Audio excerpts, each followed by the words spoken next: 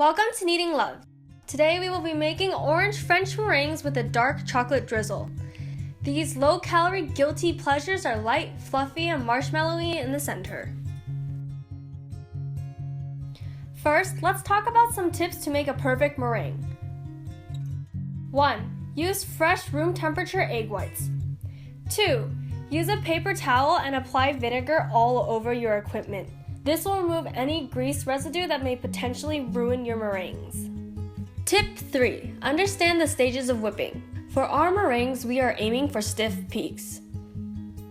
Number 4. Don't add too many flavorings or food coloring. If you add too much, the meringues will collapse. Last but not least, let your meringues cool gradually. After baking your meringues, sharp temperature drops will cause them to crack. Now, on to the recipe. To start, separate 2 eggs. For this recipe, we will only be kneading the egg whites, so you can set aside the egg yolks and use them for another recipe. Next, measure out 100 grams or 3.5 ounces of granulated sugar. If you have caster sugar, you can go ahead and skip this next step. Dump the sugar into a food processor and grind for 30 seconds to a minute.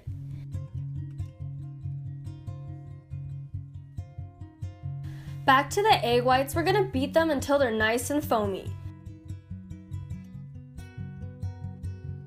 Once it's at this stage, add in a generous pinch of cream of tartar.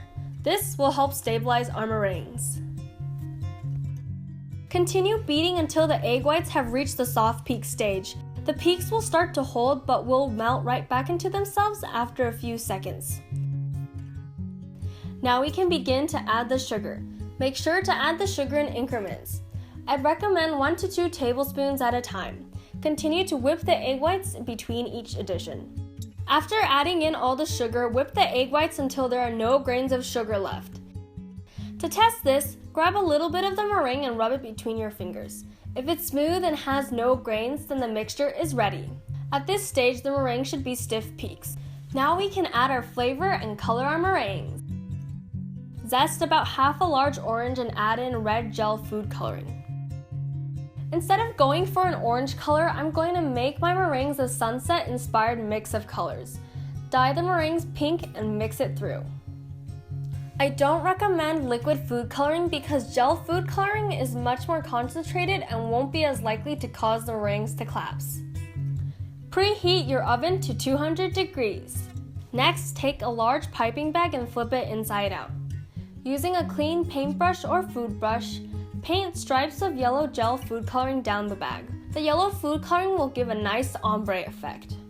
Once done, place a round piping tip and flip the piping bag back. Fill up your piping bag with the meringue mixture. Secure a large sheet of parchment paper onto your baking sheet with small dollops of the meringue in each of the corners. Begin piping 1 inch to 1.5 inch dollops of the meringue onto the baking sheet. Space each of the meringues out by 1 inch.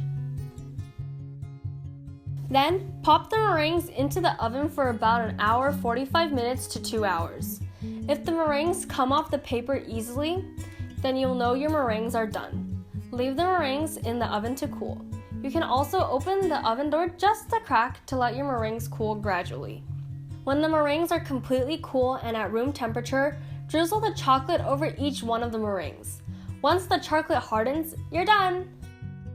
The outside of the meringues are crisp and the insides are chewy and sweet. The dark chocolate drizzle adds a nice contrast to the fragrance of the oranges. Enjoy! Like, comment, and subscribe, and thanks so much for watching!